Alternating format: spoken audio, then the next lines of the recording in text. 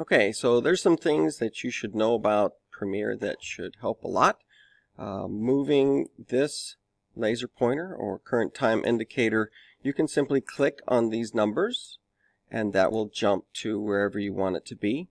The numbers here, the last two are the number of frames. There are 30 per second. So this is really the number of seconds, and then minutes, and then hours. So I realized I hadn't really explained how that number system works. So this is 1 minute, 4 seconds, and 2 frames. So zooming in like that is good to be able to see all the stuff you have so far. And we're used to using this arrow for a cursor. If you accidentally get one of these other ones and you see something like that, then it's going to do unexpected things. So just keep an eye on having the selection tool, keyboard shortcut of V. I've got this image selected, so to see what's happening here, that's what you're going to be doing, is adding these keyframes. And you will have changed the scale. So I didn't know if I'd shown everybody this little slider that you can open up when you expand scale, and it makes it a lot easier to control.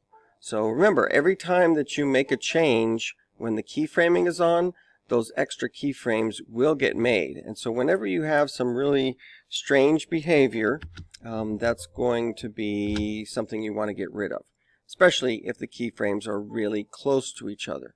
You'll get some really weird behavior. You may not notice that there's two of them there.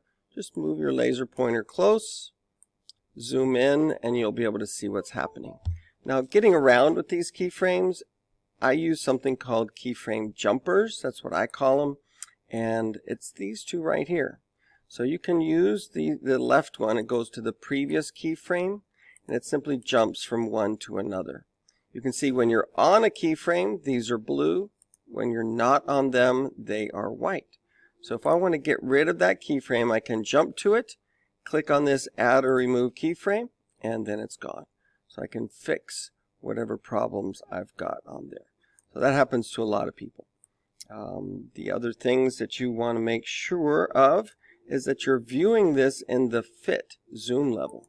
This can be changed if you go to 100%. This is pixel for pixel what the video is really going to look like. And you can move around inside this window. We're not actually affecting anything. It's just we're looking at the preview in a different way. And if we expand this, we can see a little bit more. Make sure you're always going back to fit so you know what the full video screen is going to look like. It's pretty easy to be here and scaling things, and then you go back to fit and realize that you've gone too far. Pictures have been moved off the screen. It can cause quite a bit of trouble. So those are some things that you really need in order to be able to get around in Premiere and make sure everything's working right.